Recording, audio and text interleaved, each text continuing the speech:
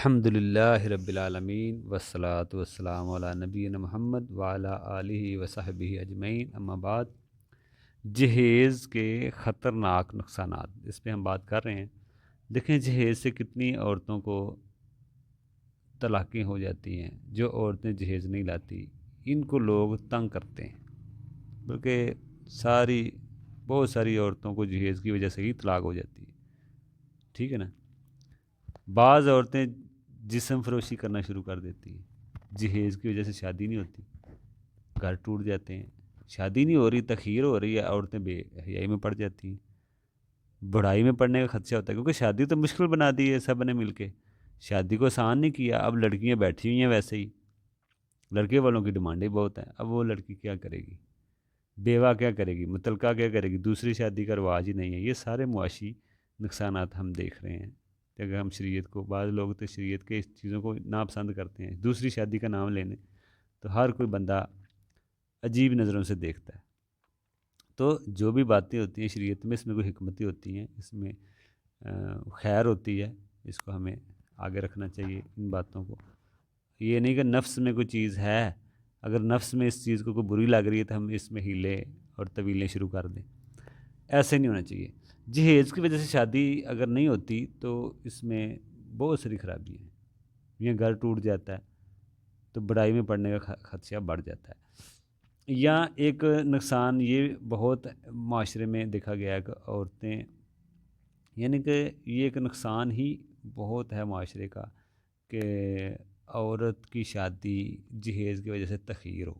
یہ بھی ایک بڑا نقصان ہے۔ عورتیں غیر مسلمانوں سے شادی کر رہی ہیں، یہ چھوٹا نقصان ہے، یہ بھی بڑا نقصان ہے۔ بعض لوگوں کو یہ واقعات پر تو غصہ آتا ہے کہ یہ ایسے کیوں ہو جاتا ہے کہ جی ایک مسلمان لڑکی غیر مسلم سے بھاگ رہی ہے، لیکن یہ بھی تو آپ سوچیں، اچھی بات ہے کہ غصہ آتا ہے، یہ بھی تو سوچیں غصہ آ کیوں رہا ہے، یہ غصہ مطلب جو آ رہا ہے اس کی وجہ کیا ہے، ٹھیک ہے نا۔ یہ معاملہ کیوں بن رہا ہے، کیوں لڑکیاں غیر مسلموں سے بھاگ رہی ہیں، یہ جو غصہ آپ کو آ رہا ہے اس کی وجہ سے، اس کی حل کیا ہے، ٹھیک ہے نا۔ تو یہ چیزیں ہمیں سمجھنا چاہیے کہ اس کا حل کیا ہے، اس کی وجہ جہیز ہی ہے۔ جہیز پر بھی تو غصہ کریں نا، اچھی بات ہے، لیکن جہیز پر بھی تو غصہ کریں۔ یہاں پر غصہ آپ کو کیوں نہیں آتا جہیز پر؟ یہ تو وجہ ہے غیر مسلموں سے بھاگنے کی، لڑکیوں کا غیر مسلموں سے بھاگ رہی ہیں، تو یہ چیزوں کو سمجھنے کی ضرورت ہے۔ جہیز سے ذہنی جسمانی بیماریاں بھی پیدا ہوتی ہیں، پریشانی ظاہری بات ہے بڑھتی ہے، جہیز کی وجہ سے شادی کا تخیر ہوتی ہے، جسمانی بیماریاں بھی پیدا ہوتی ہیں، پریشانیاں بھی ہوتی ہیں۔ بعض لوگ جہیز کی وجہ سے دینداری نہیں دیکھتے، جہیز مل رہا ہے، بے نمازی، بدعتی، قبر پرست سے جڑ جاتے ہیں، ان لوگوں سے جڑ جاتے ہیں، کیونکہ جہیز مل رہا ہے، مال کی وجہ سے دینداری نہیں دیکھتے، کیونکہ مال ملنے والا ہے۔ تو اس حدیث پر عمل آپ کیسے کریں گے؟ نبی علیہ السلام نے فرمایا شادی نکاح میں دینداری دیکھیں، تو جہیز سے یہ نقصانات ہو رہے ہیں کہ دینداری ختم ہوتی جا رہی ہے۔ دوسرا پہلو، اگر کہیں پر جہیز نہیں ہے تو لوگ سوچتے ہیں کہ لڑکا اچھا ہی ہوگا، اس کا مطلب یہ نہیں ہے کہ اگر کوئی جہیز نہیں لا رہا تو لڑکا اچھا ہی ہوگا، لڑکی اچھی ہوگی۔ جہیز کا اگر معاملہ آپ نہیں رکھتے، ٹھیک ہے، اگر وہ نہیں بھی لیتے لیکن پھر بھی تحقیق کریں۔ جہیز لینا یہ نہیں کہ وہ برا ہی ہو، دے رہے ہیں جو لے رہے ہیں، اب یہ بھی مطلب نہیں ہے کہ لڑکی والے کہتے ہیں یا لڑکے والے کہتے ہیں ہم نے جہیز نہیں لینا لڑکی والوں سے، اب لڑکی والے یہ بھی نہ سوچیں کہ یہ بڑے اچھے ہیں، باقی تحقیقات بھی کریں، ٹھیک ہے نا۔ اب دونوں پہلوؤں کو آپ دیکھیں، اگر جہیز نہیں بھی لے رہا لیکن نیک بھی ہو، آپ ویسے ہی کر دے رہے ہیں رشتہ، یہ صحیح نہیں ہے، آپ ساری تحقیق کریں، ٹھیک ہے نا۔ آپ یہ دیکھ رہے ہیں جی لڑکا جہیز نہیں لے رہا، آپ ویسے ہی کر دیتے ہیں، تو یہ نہیں، آپ باقی چیزیں بھی دیکھیں، لڑکا بے نمازی تو نہیں ہے، ٹھیک ہے نا، اس کا عقیدہ منہج کیا ہے، ٹھیک ہے، یہ چیزیں دیکھنا بھی بڑا ضروری ہے، چاہے وہ جہیز نہ بھی لے۔ اور بھی چیزیں برحال دیکھنی چاہیے۔ دوسرا، جب لڑکی پیدا ہوتی ہے تب سے ہی لوگوں کو فکر شروع ہو جاتی ہے کہ شادی کو لے کر، جہیز کو لے کر۔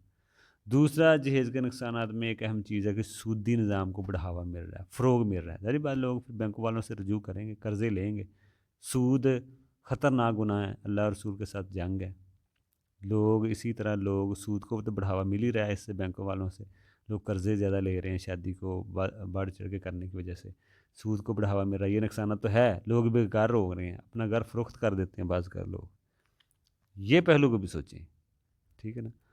تو پھر بعد میں کرائموں پر لوگ ذلیل ہوتے ہیں، اکثر اوقات دیکھا گیا معاشرے میں، یہ ایک بڑا اہم پوائنٹ ہے۔ اگر ہم اپنا نظام درست رکھیں تو لوگ غیر مسلم بھی شاید اسلام قبول کریں ہمارا نظام دیکھ کے، ٹھیک ہے نا۔ تو یہ فائدہ ہو سکتا ہے جب ہم اپنا نظام ہی صحیح نہیں رکھیں گے تو دوسرے لوگ ہمیں کیا دیکھیں گے، وہ کیسے اسلام قبول کریں گے اگر ہم ایک ایک کر کے چیزوں کو چھوڑتے رہے، دین کی، شادی پہ، وراثت پہ، ہر معاملے میں، تو غیر مسلم کیا دیکھیں گے، وہ کہیں گے یہ تو خود ہی ان کا نظام بڑا خراب ہے، وہ کیسے اسلام قبول کریں گے۔ اسی طرح بہت سارے اس کی خرابیاں ہوتی ہیں، کتاب و سنت کے مطابق کوئی بھی آپ کام نہیں کرتے، اس کے بہت سارے نقصانات ہوتے ہیں، بعض اوقات آپ کو علم میں نہیں ہوتی چیزیں، تو یہ اگر ہم دین کے صحیح فالو کرو گے تو لوگ آپ کے لیے بھی آسانی ہے، آخرت بھی بہتر، دنیا بھی، اور دو لوگ بھی دیکھیں گے اسلام کو اچھا سمجھیں گے اور اسلام قبول بھی کریں گے۔ تو یہ فوائد بھی ہیں اگر ہم اس کو ختم کرتے ہیں، اگر نہیں کرتے تو خطرناک نقصانات بھی ہے جو آپ نے دیکھے ہیں۔